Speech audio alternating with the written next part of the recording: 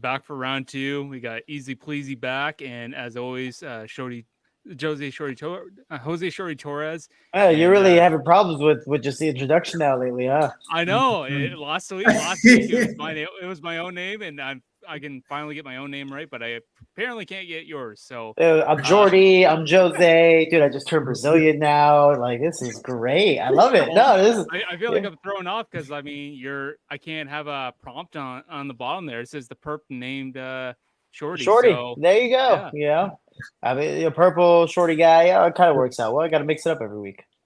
yeah. Hell yeah. But anyway, we're back for round two. And like I said, we had Easy Polizzi back with us. So Alex, how you doing, my man? I'm doing great, living life, loving it, training. Yeah, just doing the normal fighter thing, just going in and getting roughed up for right now. It seems like nothing. Got nothing on the docket, no plans. I'm just hanging out, getting beat up for fun. So basically, you are depressed. Okay, no, I get it. Actually, no. That is a real statement. That the whole Volkanovski, Max Holloway, all these guys come, or Dustin Poirier is like, dude, I need something challenging to do, like waking up with no purpose. Or for example, us, we're not amateurs anymore, so we don't train for free. Like going to the gym, yeah, we're training for free technically, but it's for a purpose to possibly make some money or possibly make something in the long run. But now it's like, dude, I'm fighting high level guys. I'm getting beat up for free, dude. My head hurts. I am tired and I have nothing to look forward to. Like this sucks sometimes. And anxiety comes in, and literally that's why I say I was like, at least for me, during the pandemic with not having fights and my fights being overseas, I was depressed. Yeah. Well, and I mean, like, it's a spectrum of things, but like beyond just like, getting it's having, like you said, it's having a purpose. Like I'm training for this specific thing. And then it helps guide your training in a specific direction.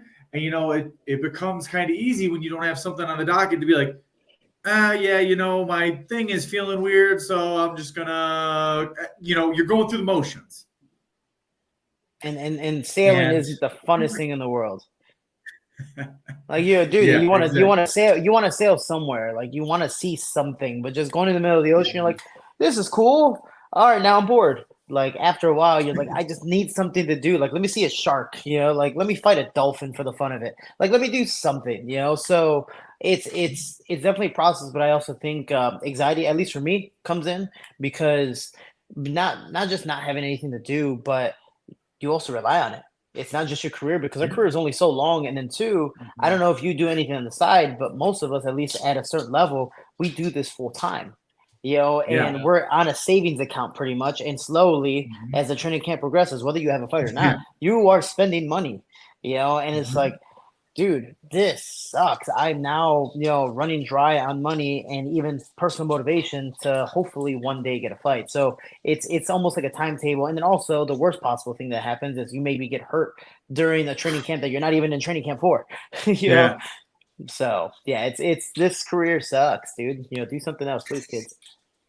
But with Pleasant Exchange, how are you doing, Shorty?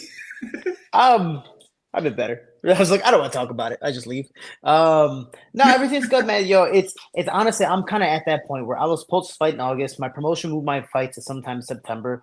There's no exact date, but it makes it a little more complicated because, Ronaldo Lazy Boy Rodriguez fights at the Spear September 14th. Yeah. If I'm supposed to fight in September, now our camps are united, which is great.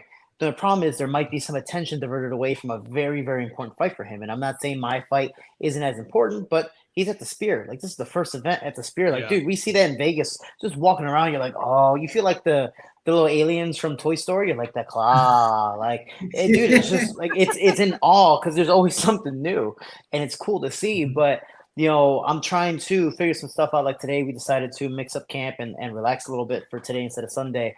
But I'm also in a sense cutting weight or losing weight with him without being in training camp because I have nothing officially to look forward to. Like I know I'm gonna fight, but I also want to get excited of who I'm going to fight. I also want to get training specific of who I'm going to fight stylistically and this and that. So, having some fun. So you guys are my pleasure. So I appreciate you. Thank you so much for getting me on. No, we appreciate you too, man. And and the thing that you guys talk about, like kind of waiting, or you don't have something to like kind of work to, like of course when you're training, you're always getting better every day.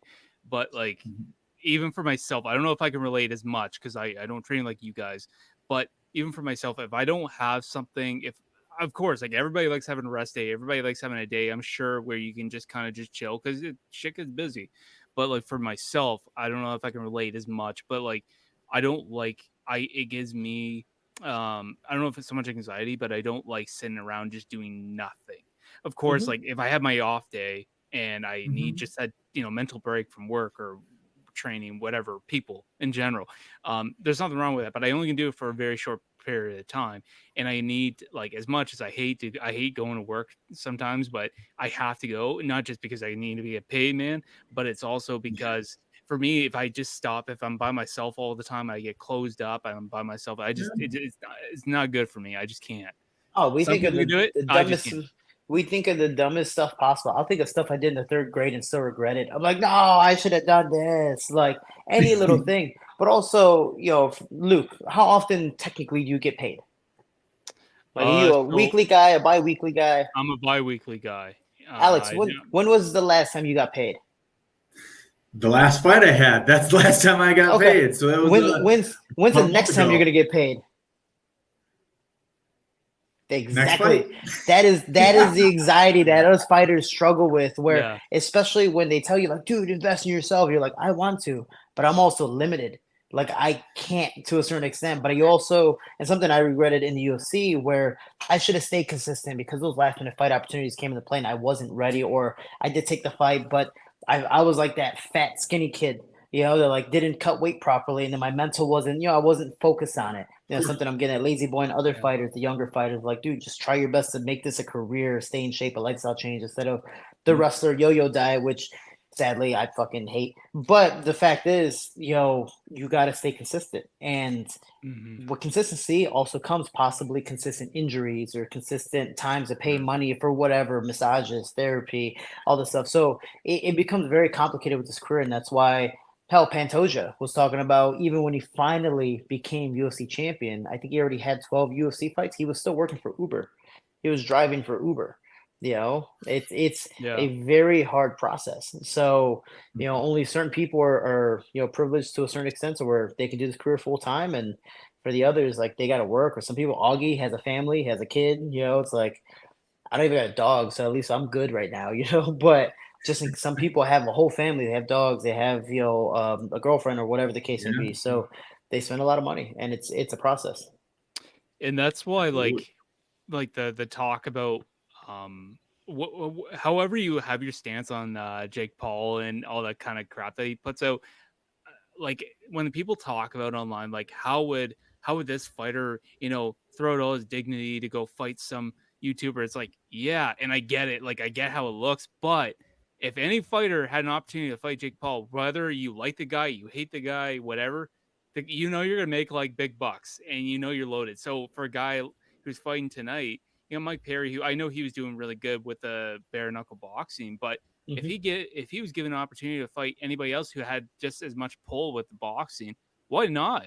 Like, what you got to lose? You got to get beat by a much bigger man. Like, and it's just like he's gonna make a bunch of money. So why not?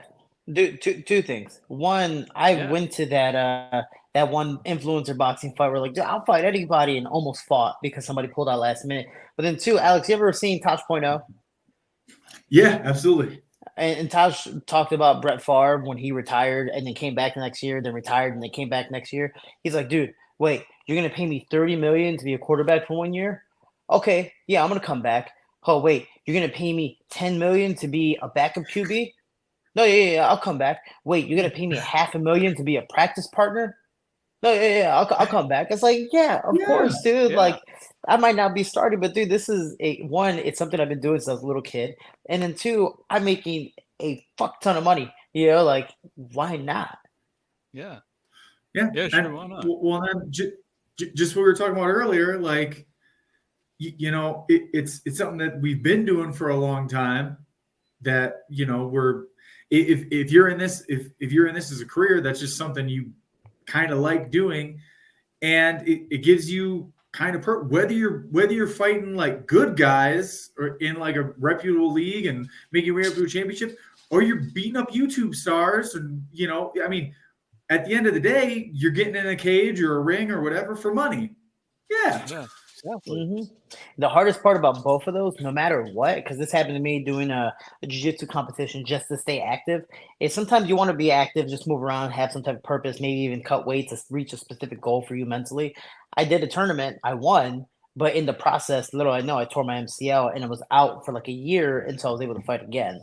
So like, even though that was a small little amount of money or even a free event, it's like there's a year of no big payment. Yeah, I'm doing commentary, I'm doing other things, but and also there's also a year taken away from my career that could have been extended or at least benefited from. So it is a process. But talking about a process, Alex, since you're a wrestler, what's one of the worst weight cuts you've ever had? No, man. Okay. Plenty. I as we've sorry, I know it looks like this might be my pipes that are goofing up the internet. Anyway, I've been lucky enough that my weight cut hasn't been altogether too bad. However, I think the worst one was, I think it was Big Tens, qualified for the weight, made it in the tournament, wrestling around, and then eventually, I think this was my sophomore year. Ended up taking the 2 losses. I'm out. Shoot. Oh, well, now I get to eat again. Ate some, but if anyone's unfamiliar with the process of the tournament, sometimes they have a wild card draw, which nobody's really aware of. So the next day, after I had rehydrated back up past 197, they're like, "Hey, Alex, can you make weight?" So I think I lost something like 12 pounds in 4 hours, which wasn't great. And then you got to rest. And then again, MMA fans were like, "Oh, well, then you get 24 hours." No. Wrestling is an hour. It's either an hour or 2 hours. Yeah. Yeah, hour or 2 hours, and you got to get back to it. And now you have to compete again. So yeah, that one wasn't fun. Got to admit that after slamming a couple Powerades, I was a little worried about jumping around in the singlet. I was like, I don't know. Something may come out of here. Yeah. There's fighters who've taken laxatives to cut weight, and the laxative still hasn't worn off, and they wrestle and do whatever push or get squeezed. And, like, it's like melted ice cream. It's bad. It's very, very bad. Yeah. That's why if I ever see a combat, like a martial sport in general, if I see him in white, I'm like, good luck. You may want to reconsider that. Yeah, wasn't there one girl in the UFC that like shit herself before? Like, and it was weird stain. Yeah, that was Justine Kish, I think. And that's the bad thing, is that you remember. You're like, no, that was Justine. We're not gonna let it go. It's like, whoa. I just have a fucked up memory like that. I associate people shitting themselves, and I'm like, yeah, that was a girl. I remember you. Yeah, it's like super bad. It's like super bad where Seth kicks the ball, and they're like, dude, get the ball. He goes, how about you go piss your pants again? He's like, man, that happened like in the 4th grade. People don't forget. It's like that's pretty much what it is. Yeah, it's weight cutting, dude. I remember for wrestling, I don't know if you had kind of the same thing, but Saturday and Sundays after the Saturday tournament, we'd go out to eat as a team on the road back. And then Sunday we're like, dude, we're going to go to whatever buffet we can find, or, the cheapest meal, and just bombard stuff. And then Monday we're all the way back here, and it becomes this yo-yo diet. Fun fact, most wrestlers, most of the elite of the elite wrestlers actually get eating disorders after they're done wrestling with their season, because we're on a yo-yo diet. When Monday finally comes, we're like, oh, wait, I don't got to work out when the season's over. And so they eat, and then they go, Tuesday, wait, you're telling me I still don't have to work out? I'm going to eat more. And now they actually ended up being bigger than what they started the season at.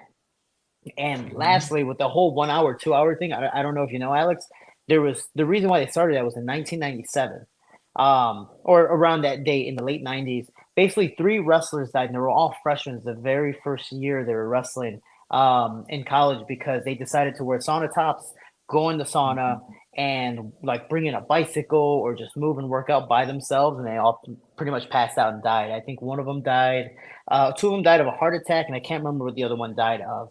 But pretty much something when it came to heat exhaustion. So that's why that back in the day it used to be 24 hours for us to weigh in, recoup, and go. But now it's 1 to 2 hours because it's harder to rehydrate and we don't feel as comfortable or as healthy. So in our mindset, it's supposed to be, hey, you don't feel as good, so common sense, we should bump up. But and we don't. I was gonna say, as most of the rules that are intended that way, like it just doesn't happen. I mean, like even when I was in college, I think technically the sauna suits are against the rules. Sauna suits, saunas, like your coach, at least my coach would always be like, hey, go put on whatever and go work out. That was his way of saying it.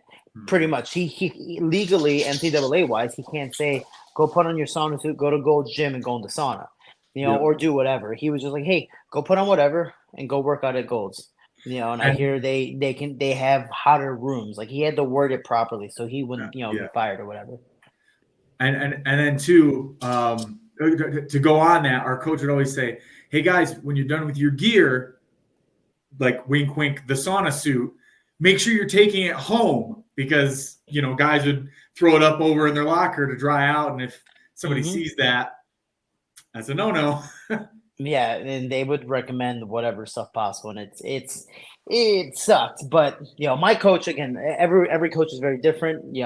I hate negative reinforcement. You ever see Full Metal Jacket? Like I'm the fat kid with the eating disorder that's still trying, and my coach was that drill sergeant. It's like, you fat bastard, this, that, blah, blah, like to make you feel worse, to hopefully motivate you. No, I was a kid to grab the shotgun and take him out and take myself out. Like that was my mindset with my coach. Him and I just butted heads. But some coaches, were a little more, dude, hey, good job. I'm a golden retriever, dude. Like, pet me, call me a good boy. I'm like, I'm fucking dying, but thank you, and then I'll just keep on going. So everyone's very, very different. How was your coach? Was he a very strict person? Was he like, hey man, you got to do what you got to do, or a person that doesn't say anything? He's like, you're the professional athlete, or you're this high level athlete. Like, I don't need to tell you anything. No, I'd have to kind of go like, I think in general, kind of the wrestling vibe is always the fallback is how you're describing the first one, like, hey, you piece of shit, go and move, go and push. At Northwestern, it was Coach Drew Periano, and he was, he said all the time, like, hey guys, I'm fully devoted to this, and you better fucking be fully devoted to it too. Otherwise, what the fuck are we doing here? But yeah, he was always in there, and the other thing that I always really appreciate out of a wrestling coach, and now I'm not bagging on other coaches, but I feel like wrestling coaches in general, like they're not cutting weight with you, but they're at least like at practice, like they're ready to beat your ass too. Versus like I remember playing football, like there's a lot of coaches that were just sitting on the sideline that would yell at you, and it's like, there's something about that disconnect where it's like, hey, dude, you're not even in here. Versus like a wrestling coach who will like get in there and get in your face, and you're like, all right, he's pushing, I better push too. And some of them might actually wrestle with you, depending on the coach. My coach, dude, my coach is your size, and luckily I was able to take him down twice. And everyone was like, "Oh, he took him down. He's about to get his ass kicked, dude." Our coach wrestled everyone like they were heavyweights. Yeah, he didn't care. And I wasn't like a good fit 125 like you see in the UFC or the promotions. No, dude, I was like that skinny, frail 125, like barely hit puberty at 20 years old type of thing. And dude, he would beat the fuck out of us, and like. He was that tough parenting to where like kids in college especially they get into drugs and experiment all that stuff, and we had drug dealer on our team. Dude, he beat the fuck out of this kid, and that was his way of punishing him. And I remember us mopping the mat and like going down because we had the roll apart mats. He would literally grab this kid, double leg him to the next mat so we can mop the mat, and he would take him all the way down until we were done mopping. And he's like, all right, now go run, whatever. Like, dude, our coach was ridiculous, but it was definitely a problem. So you went to Northwestern in Skokie? Yeah. Technically Evanston, but Skokie Yeah, was yeah, the nearby yeah. place. Yeah. So you wrestled at the Sure. Midlands. Oh yeah, I Midlands is our tournament. I went to Triton College for 2 years, and I went to McKendree. Yeah, And Triton College, because what is the Midlands called? It's not just the Midlands, but it was ran Ken by a Craft. coach. Yes. Ken So Craft. his brother was the head coach, the first very head coach at Triton College. So Mhm. Triton automatically always got 2 invitations to bring guys, whoever was the MVP and like the coach's award guy or the 2 MVPs of the team. I so happened to be one of them. Me, I never focused on. I was never that guy that's like, oh, I know all these people Division 1 and Division 2, or I know everyone's resume and what they did when they were kids. Like I didn't give a fuck. But I learned that day what Division 1 wrestling was like. And like I wasn't a state qualifier, I was just some average kid. I was never pinned in college though. And I went and my very first match was against Iowa's Matt McDonough. Oh And man. dude, if you don't know, for Luke, Matt McDonough I believe he was either a 2-time or 3-time, NCAA champion, and he was just this guy that super tall, super skinny, fucking Iowa, super hard headed, very forward, attack, attack, attack, and he beat the living brakes off of me. Like he teched me, I think in the third period, like I think there was 1 minute left in the third period, and he gets up and I'm like, dude, good job, like because he couldn't pin me. And I was like, dude, but you fucked me up. Like, good job. He slapped my hand and then just put on his stuff and just started running. And I'm just like, what the? And I guess that was their punishment. If they couldn't pin the guy, like they had to run, 10 or 20, sprints for whatever. And he ended up winning that tournament that year. That was in 2010. And that just goes along with the general vibe of what we're talking on the coaches, because I know the Brands brothers, they're like, yeah, you didn't pin him, go run. Was there a guy you ever faced in college that, in a sense, was like my Matt McDonough that like was just at a whole different level that taught you whether you were a freshman or a senior, where you're like, oh, okay, oh, I gotta work. Make the realization.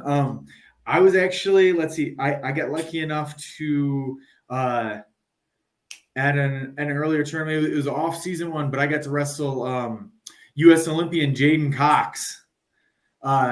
He was representing the U.S. in the Worlds eventually, and I can't remember which Olympics, if it was 2000.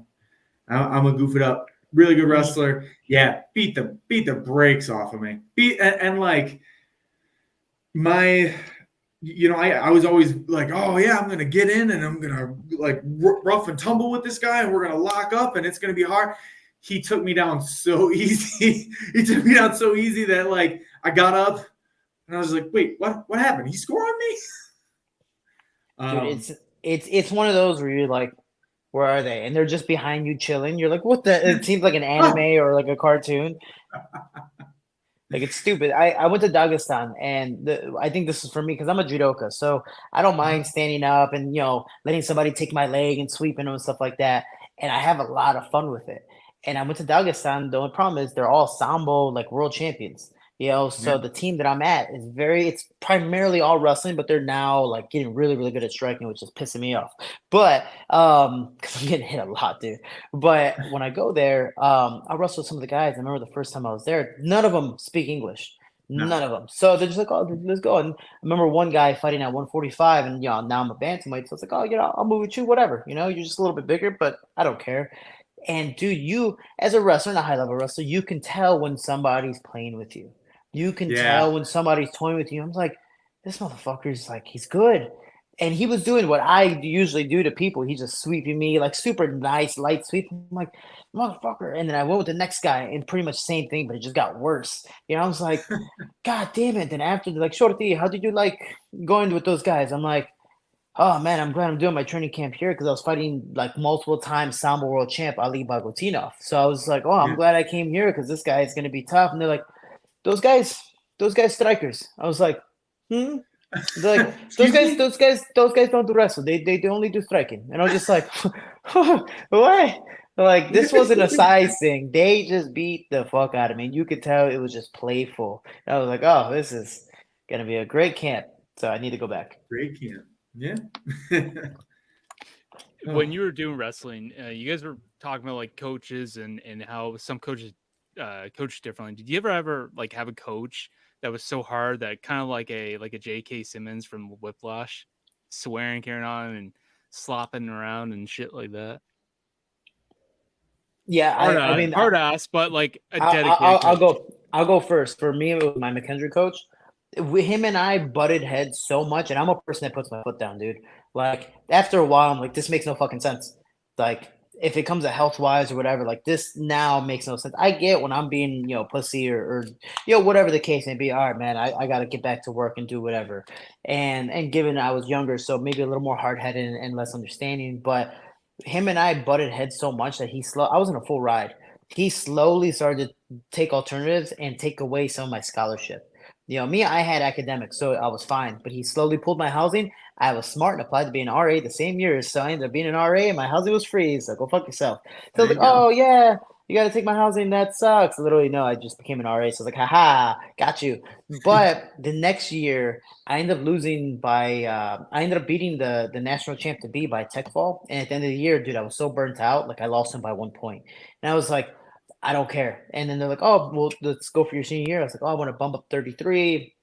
Never let me. Him and I just, butted heads. And he ended up cutting me from the team. I ended up being the first person in my school's history to get their scholarship pulled on the last semester of their, scholarship. And I was just like, what?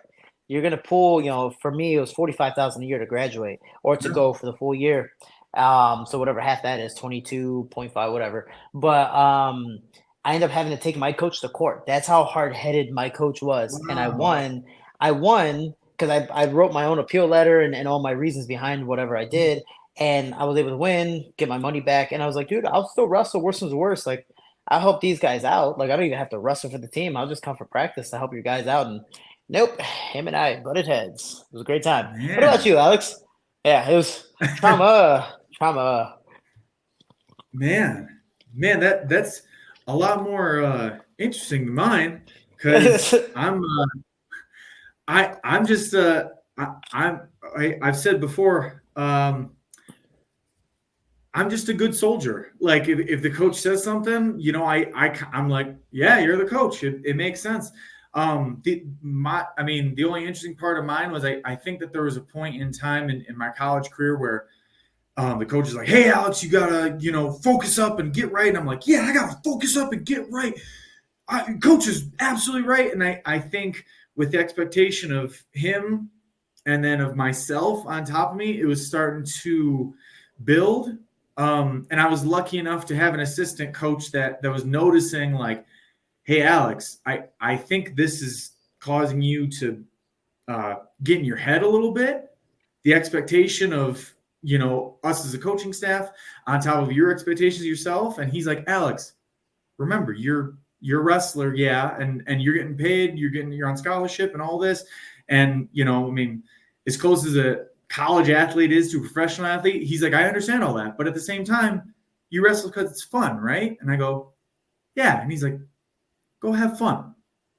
And so maybe not so much button heads, but I was kind of getting too caught up with coach's expectations of me, and I needed a little bit of an outside perspective to help remind me what was important. Mm-hmm. Is there? I'm sorry, Luke. Is there any? Shorty, you go. Is there any quotes that you remember from your coaches that like still stick with you today? Like, for example, I have two quotes from two different people. One of them, when it involves cutting weight, is he used to tell me all the time. He goes, Shorty, if you're more worried about making weight than you are wrestling, then you're at the wrong weight class. And the other one is the entire season. Yes, you want to have the best record possible, but it's like your amateur record. You could be 30-0 or 0-30, but you're still going to make it to whatever regional tournament. As long as you're a starter, you're going to make it to whatever regional or sectional or state or national qualifier and see what happens. That's what matters most. Technically, this entire season is practice, so don't hold your head too down on whatever losses. Obviously, you want to try all your shit. You want to win every tournament. You want to do your best you can, but if you can't, this is what matters most. And it was true because there was the national champ that I told you that I ended up teching and losing by 1. Yeah. That guy went like, I think 20-15. And by the end of the year, he beat everyone by like 1 or 2 points.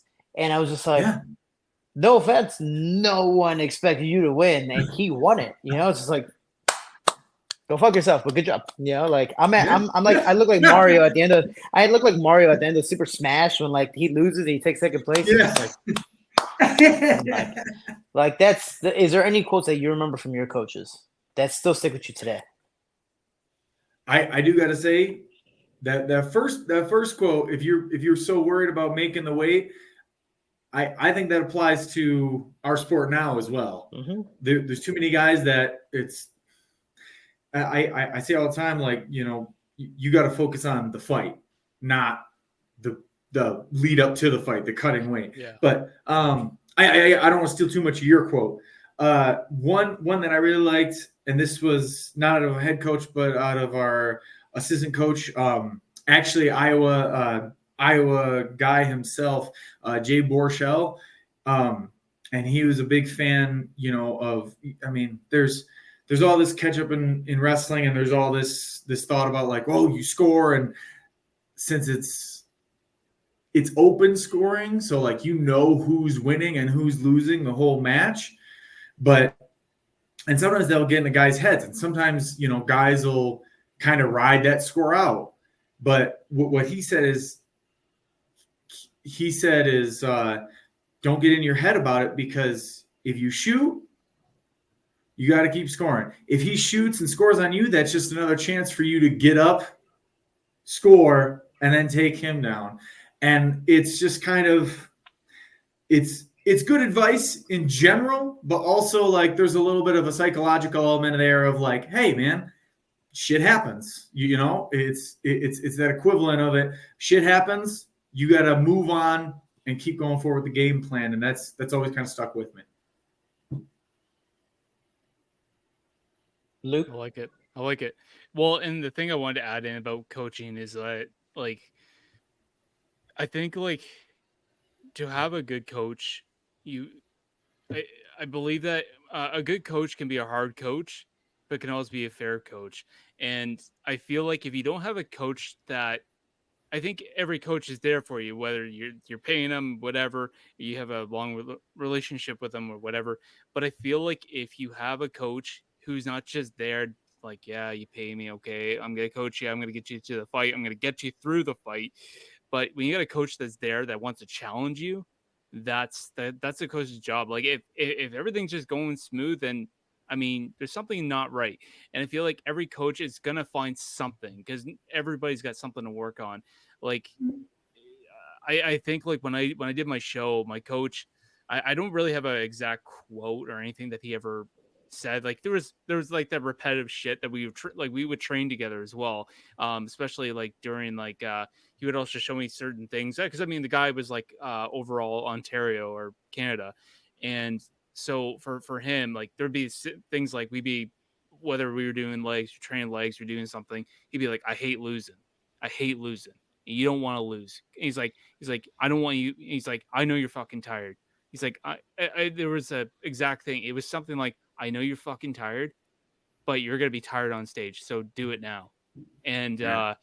and it's like at that moment I fucking hated my coach. I was like, fuck you, I'm tired, and I'm like, and he knows, like he knows I'm done, and he's like, I know you're mad. I want you to get mad at me. Get mad. He's like, I want you to get mad. And he's like, but that's a sign that the man, sure, like I'm paying him to coach me, but he got me to the show, and he truly cares, not just because he's got the reputation on his line, but he's like, this is for him, and he truly cares about the sport. He knows what it's like. He's like, I didn't win overall just by half-assing saying that was good enough. I did beyond what other people aren't willing to do, and to have a coach like that to challenge you that way. Yeah, you might hate them in the moment, but you know that coach is there for you at the whole way. So I like kind of the things that you kind of are bringing up though. Alex, with wrestling towards the end of your college career, were you going, MMA is the next transition, this is an automatic thing, or did it take you some time to kind of think about it, or were you already training, during wrestling and it was like MMA is something I'm going to do for sure? No, I actually it took me a while. I was full out, wrestling, and like I know some guys are full on in folk, but I was since I was probably in 7th grade. I was doing the freestyle and the Greco, the what we know as like the Olympic wrestling, and had some success there. Did a couple times like the FILA, who are the international wrestling organization. Did some competitions there, and I was like, yo, I'm gonna do college, and wrestling is gonna pay for my college, and then I'm gonna be in the Olympics, and I'm gonna represent the United States and my country. And near the end, when competitions weren't really exactly lining up, and it was realized like, hey, maybe you're not quite cut out for the international stage. It was a hard realization to be like, you know, I think I'm done. I'm done wrestling. That's it. Which lasted for, as we were talking before about having a goal, I didn't have anything, and I didn't know, and I was like, well, I'm done being an athlete, so I'll just run and lift. That lasted for like 2 months, and then I was like, I need to do something. I need a goal. I need to hurt somebody in a ring with rules again. Otherwise, I'm going to go crazy. And that's when I found an MMA gym in Madison, Wisconsin, and just kind of fell in love with it. Were you kind of intending to go into MMA, Shorty, or was this just kind of something you fell into like me? No. So my upbringing is a little different. My dad was a gang leader and wanted me to fight. Like he just wanted me to learn how to fight. And so I was always in martial arts since I was 4 years old, and slowly progressed up. So I was always in MMA. I joined the MMA gym when I was 16, but I was always in like karate or boxing or different sports. And at 16, I just did all these random fights. I always said yes, especially when this was before Tapology and Sure Dog, to where a lot of my amateur fights weren't even listed, where it's like, you know, this is still being created, to where my first amateur bout, you were still able to elbow and knee. Like, no one cared, you know? So there was no real rules when it came to the amateur promotions. There was no sanctioning bodies still. Everything was still being developed. UFC is still growing and going to different states and countries.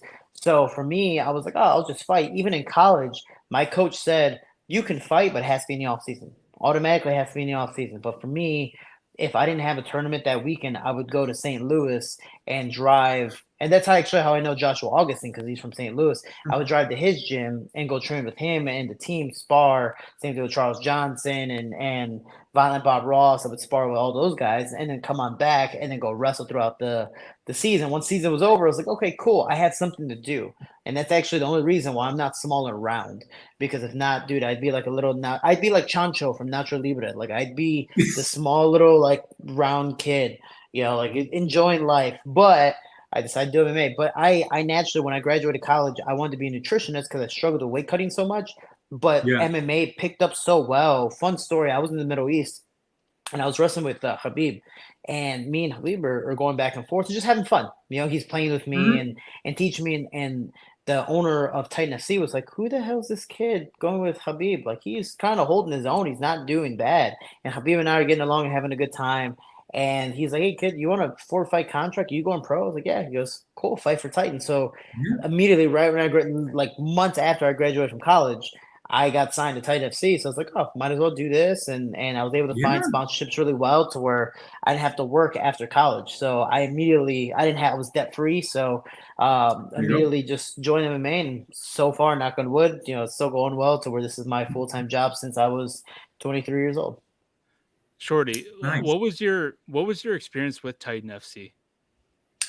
Dude, it was tough, but it was awesome because even though I knew the owner very well, I also again put my foot down to where they wanted to build me up, and you could tell, you know, like some certain promotions will be like, hey, we want to give them easier fights, we want to do this. You know, my first fight was a pro debut guy, but I was 25-1 as an amateur, plus, you know, nothing but fights in kickboxing and Muay Thai and 100 in wrestling. So I was like, okay, I'll fight this guy. I tap him out in I think a minute and something seconds. And then the second fight, they're like, hey, do you want to fight this guy? He's 8-8, but he's also 16 pro fights. Actually, then Coach Dennis and I fought the same guy. You know, his name was Ronaldo Duarte. Never been finished. And dude, we both beat the living breaks off this guy, bloodied up, everything. Fucker never died. Anywho, taught me, you know, my first 15 minutes, And then they go, hey, Tim Elliott just joined the Fighter House for the Ultimate Fighter to fight Demetrius Johnson, the Champions House, and they had at the time of all the promotions. And they're like, hey, do you want to drop down to 125? Because I was fighting bantamweight to fight for the title. And I'm like, fuck, all right. And I fought a guy who was 7-2, knocked him out in the second round. Now here's where it got fun for me. I was like, cool, I'm on the main events now. Like I have the belt, I'm popular. They go, cool. We want to get you another guy that's 7-2, guy who has a resume, but nothing too high for you. I was like, no, fuck that. I want to fight the next guy in line, whoever that is. They had Pedro Nobre, who was 19-2 at the time, who went to distance Tim Elliott before he went to the house. And I was like, I want to fight him. They're like, no, don't fight him. I was like, dude, I'm the champion. Like, if I lose, I want to lose to the best guy. I don't want to lose to some random dude. Like, I want to fight this guy. So I fought Pedro Nobre. Knocked him out in 86 seconds, bumped up, fought 17-7, Farkad Sharipov, won a 5-round fight with him, broke my hand, tore my MCL, but still won. And then I just kept on defending, so I finally got called to the UFC. So for me, I got to pick who I wanted, but it wasn't the easy fights. Like, I think by the time I entered the UFC, it was like I beat a record of I think it was 69-11 or something like that, and I was only 7-0. So for me, I wanted to fight experienced guys. So worse is the worst, paper-wise, if I lose or if I lost, I was supposed to lose. Compared to, I'm just fighting some guys who are next, but they're no names. And now, especially with social media, there's no benefit in that. Like, even if I lost to an influencer, fuck, at least I lost to Jake Paul. Like, Jake Paul has millions of followers, and I gained some money out of it compared to, I fight whoever, and so when are you going to fight this guy? Or when are you going to fight that guy? It's like, so how many times, Alex, have you been asked? I mean, I don't know if it's different for you because it's a small different eras in fighting, but how many times have you been asked, when are you going to fight Conor McGregor? No, but actually, there's a certain amount of people who are tangentially oh yeah, you train UFC? They're also the same people that ask the question like, hey, so you're gonna fight McGregor soon? And I'm like, yeah, I guess. Yeah, fuck it. Sometimes those people just sure, but down the line. But no, I mean, it's such a weird game that we're in too, where like it's interesting to me again, and I mean, you know, coming from wrestling, it's just you wrestle the next guy, and you're gonna have to wrestle everybody. Like that's not a question. MMA is so weird in that there's you're going to fight this guy now so that you can go and build and work and then work up your way. And there's a lot more that goes into the matchmaking than what I've been used to in wrestling and maybe some other martial arts. Like actually that brings up a good question because Shorty, you've done some of the other martial arts like judo and kickboxing. Is there as much planning in the matchmaking in those sports as there is in MMA? In those sports, not so much. They usually kind of follow the wrestling, like number 1 seed, number 8 seed, this person, like jiu-jitsu, how they have this guy ranked and stuff like that. But it was weird for me, especially the amateur growing up, because my coach was like, dude, you're just going to fight this guy. Let's who cares? Go in there and go fight. And then I did Worlds, and given I was ranked, but no matter what, like, you don't know who you're fighting. Like, you can lose to the number 8 guy.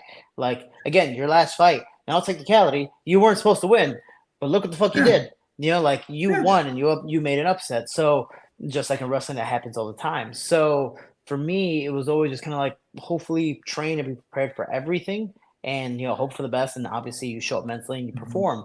But in MMA now, I think because of social media and the tickets that it could sell, everything has gone drastically different. And I'm not at all throwing shade or saying this man is not a great fighter, but look at Sean O'Malley. Sean O'Malley had the best fights possible picked out for him because they knew he could sell tickets. He had his podcast. He was selling his own weed. He was doing all these things professionally, phenomenally. And look how fast he got to the top. And even when he got to the top, he made those perfect fights. Technically, in all aspect, like Aljamain Sterling was a great champion. He was very tough to beat, and he was able to finish him.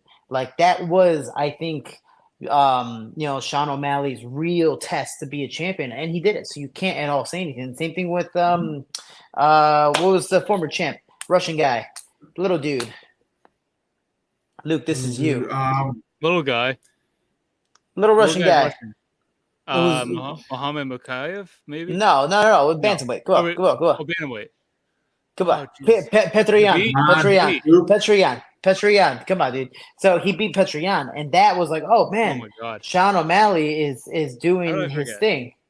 Like, so for me, like, you could, talk all the smack and be like, oh, he had these picked fights and give him for sure. But that built up his popularity. It's finally, he also grew in that process to Yeah. fight, Petrian, show his test, and then eventually fight, Aljamain Sterling for the belt and do, what he did. So it's, and it's just great. So there's some people that have, these phenomenal careers because of social media. And that's why you see all these MMA fighters going to influencer events, or Nate Diaz Masvidal making a fuck ton of money doing a boxing event that technically they have no reason to box, but dude, everyone bought and they made millions of dollars. So well, I can't say shit. Good for you, I'm a positive. Great, yeah. I'm a positive hater. I wish I had that. So go fuck yourself. But good job, like that's awesome. So the fact is, that's the hard part about rankings now is even if you look at the PFL and that's a little different. I guess it really depends on the person. But you look at Shane Burgos when he came in, like immediately he was highly touted and all that stuff. But the PFL does something a little bit different. They bring in any UFC guy and they immediately put him against the number one guy because they want to show that the PFL fighters are better than UFC. And so far, they have reigned supreme too. Yeah, and what I like about the PFL, and I wanted to get to another point, but just to add on that, what I like about the PFL is, and maybe Alex, you can kind of add on to this as well. And I don't know how they set up the fights. So obviously, in the last, so in the last 2 seasons, you've been in a tournament with someone like Impa.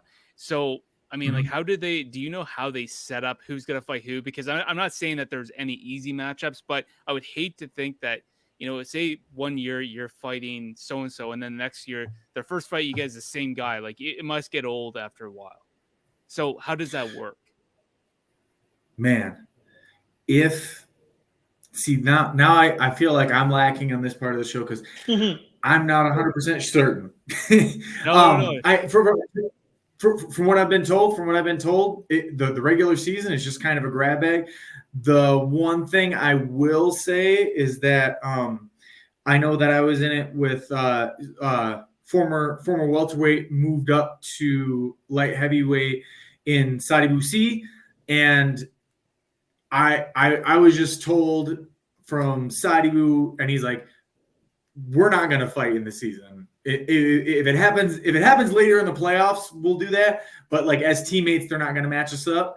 And as far as those first season matchups and who they're going against, that's the only thing for sure that I felt confident with. But outside of that, I mean, like, yeah, it's just whoever they reach in and grab. There might be a little bit more to it when they get to the second part of the season because, guys who have won, guys who have earned points versus maybe flushing out some of the guys who scored 0 on that first one. But yeah, it's always it's a little different. And like what Shorty was saying, PFL does things a little different than what is the normal, like, hey, ranking over here versus selling tickets over there. And so. Yeah, and that's a hard thing. Like, Mads Burnell, for example, lost his first fight, and then main event's the next one.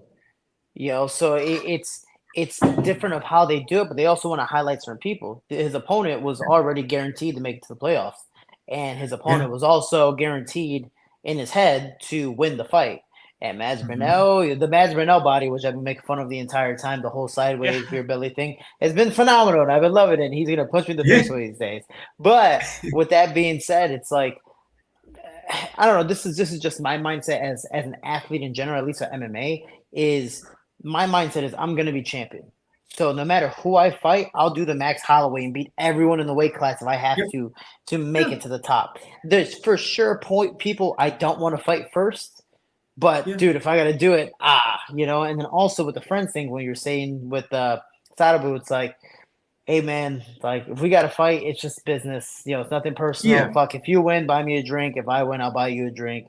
And let's just that it is what it is. I mean, Mike Tyson actually has a post-fight interview of one of the guys he knocked out. This is later on in his career when he wasn't really, Mike Tyson and Mike Tyson back in the day. Well, He just there was less cocaine in his system at that point. I'm sure. Yeah, so he wasn't as active, but he was saying, excuse me, Luke, but he was saying like, why wouldn't I take this fight? My friend was struggling with money. He wanted to fight me, and I said yes. I wouldn't be a friend if I said no to fighting him. Yeah, I don't want to knock him out, but he also probably just made $1 million. So you know what? I'll take $1 million to get knocked out. Let's do it. So he goes, I want to help my friend out. Well, and I was just gonna add with the Mike Tyson after prison. Holy shit. Mm-hmm. Yeah. He still states that after, like during prison was like the best 3 years of his life. Like because he had peace. No, I literally, because I do the mental health post, I have a post about that waiting to like kind of bundle up with other ones where he says prison was his peace. And they're like, the guy's like, dude, but you had $30 million, like that one quote, the Jay-Z song. He goes, yeah, but I didn't have peace. I had money, I had this and that, but everyone is in my ear trying to take this, trying to take that. When I was in prison, no one fucked with me. I got to be alone. I got to be by myself. I got to be here, but in a positive way. He goes, I just got to chill. He goes, I was at peace in prison, and that was one of the happiest times, or at least the most peaceful times in his like life so far. That was a real serious thing about Mike Tyson. The only thing I'll say is, it might be a little different for Tyson in prison because, like you said, nobody fucked with him. Yeah, of course nobody fucked with Mike Tyson in prison. Like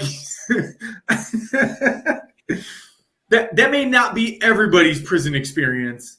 Oh, for sure. Dude, if I was in prison, I'm a small dude, big head with purple hair and a nice butt. I'm fucked, literally. So, like, I'd be like Mike Tyson outside of prison with $30 million where everyone's trying to grab bag, but me in prison. Yeah, you'd be hanging on at Mike Tyson's little pocket and walking him around. Dude, I'd be like a little scrappy dude. Like I would just try to like play a front and be like, let me at him, let me at him. Like, just try to grow out everybody. And hopefully there's like, oh no, fuck this little guy. He's crazy, Like I'll say an accent or something. Like I'll figure it out, So I'll be the motherfucker in the back being like, I didn't see shit. I'm out of here. Yeah, so you just gotta you gotta play by ear and have some fun, But Alex, what's I guess somebody in the PFL season, somebody you've kind of always wanted to fight, and now you're growing an MMA career. What's somebody you're like, dude, if this was a possibility in the PFL, whatever promotion, dream fight, or even somebody in your current season now, who's someone that you just wanted to test yourself against?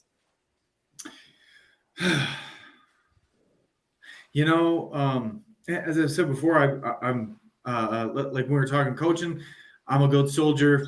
Whoever the promotion puts in front of me, I'm all gung ho about it. I'm not, and like we were talking with the matchmaking, I'm really not so much into like, I need to beat this guy and then jump over here and then look at this guy and his social media and all this.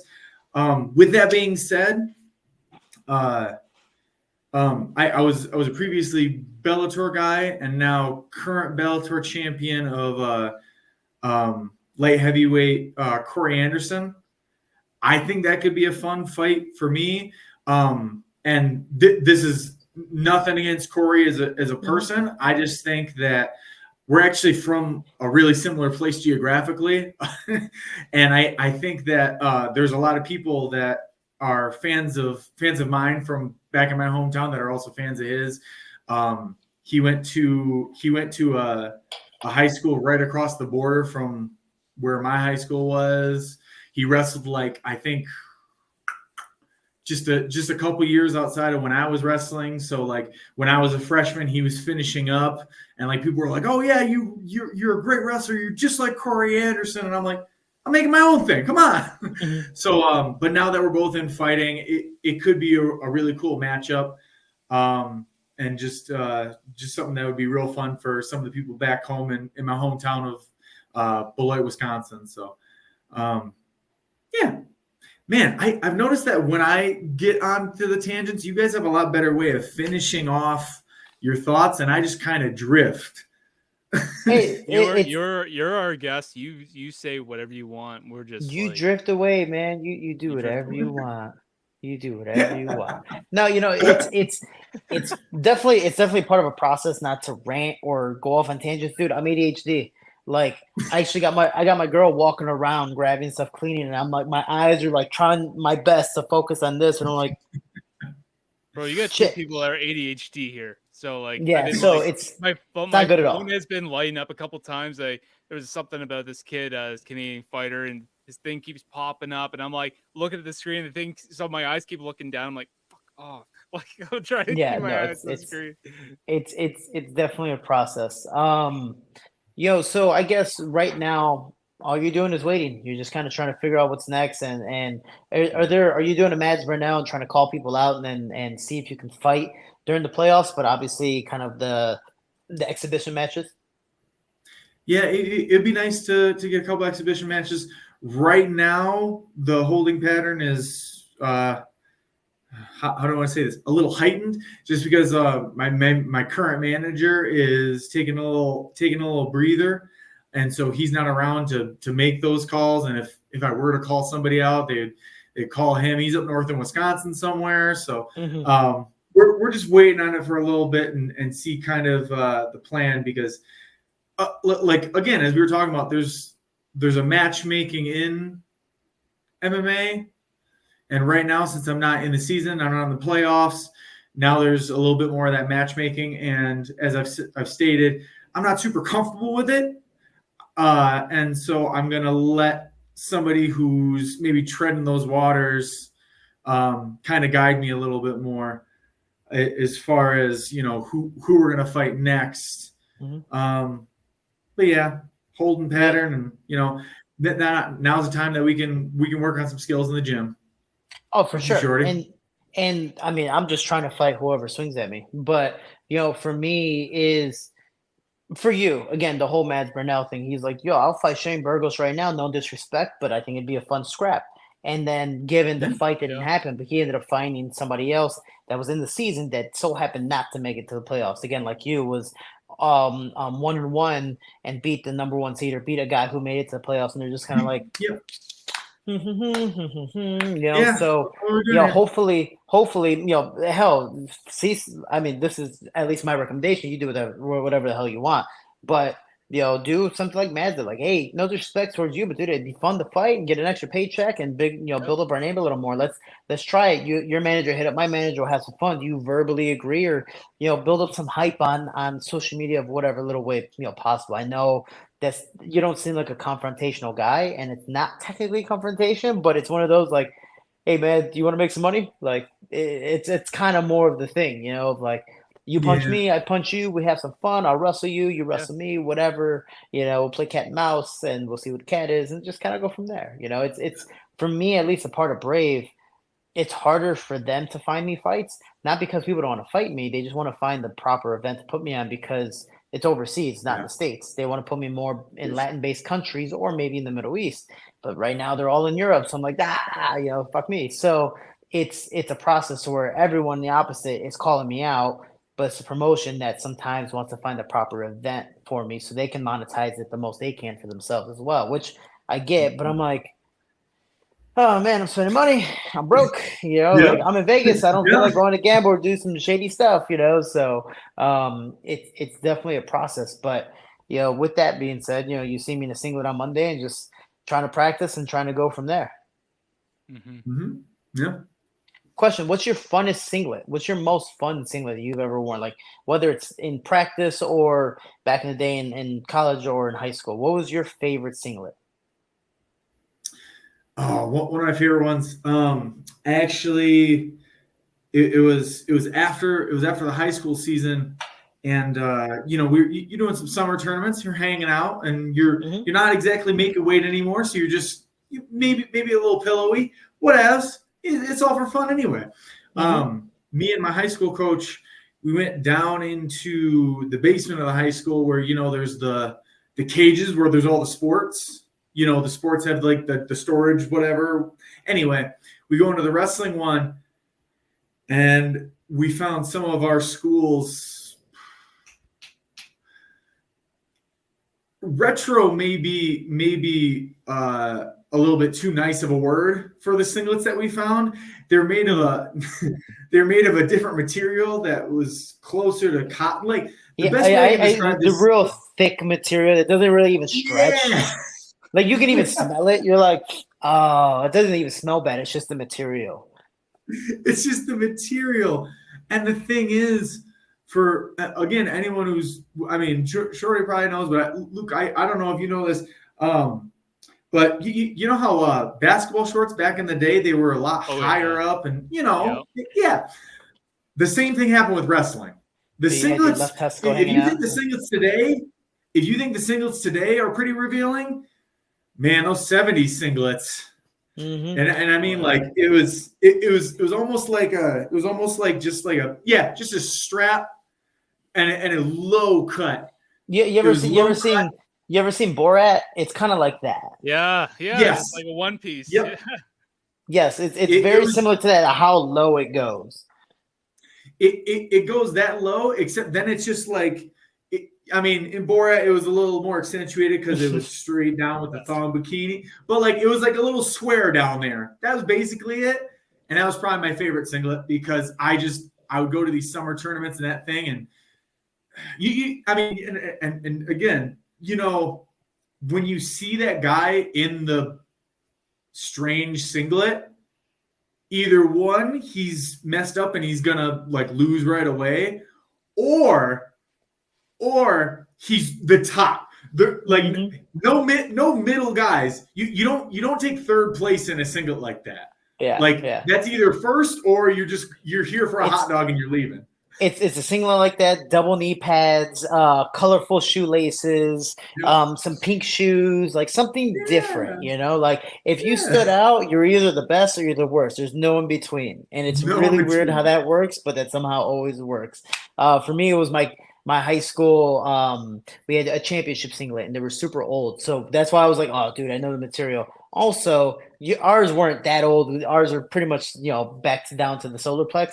Yours, it reminds you of like the SpongeBob like outfit where he has the square pants, but he has suspenders. That's 100% that, dude. It's 100% that. It's and your ass cheeks are like right at the bottom of the thing. Mm-hmm. So like if you bent over in any little way, dude, if you had ass hair, everything sticks out. Like everything sticks out. That's what it is. But with that being said, we're out of here. Things are getting kind of gay. We should bounce. We're talking about wrestling, dude. Of course, it's kind of gay. Again, the whole South Park thing where he's like, "All right, kids, we're gonna put you here," and he's like, "All right, now get behind him." He's like, "What the fuck?" Like that's kind of what it is. Yeah. No homo. But you gotta make sure you say no homo. I know, Shorty, you were kind of joking around. Now we're out of here, but we are coming up on time. Trying to keep it to about an hour here, but no. Alex, it's a pleasure having you on. I know we were back for round 2, but hopefully this time we keep it. So hopefully we actually keep the recording this time. And Jose, thanks again, always. Obviously, apparently I can't fucking remember your name at the beginning there, but it's okay. Again, we'll just stick to Shorty or the perp named Shorty or just Shorty. The small guy. Whatever. But thanks again, gentlemen. This was fun, and I guess you guys are gonna both see each other on Monday then. Yeah, I'm gonna wear a Goku singlet. So Alex, wear a singlet. I'm my laundry's cooking right now, man. I'll have all the singlets ready. Can't wait. We're gonna take a picture and send it to you, Luke, front and back. No homo. All right, boys. All right, you guys take care, eh? Thank you, guys. Pleasure. You too.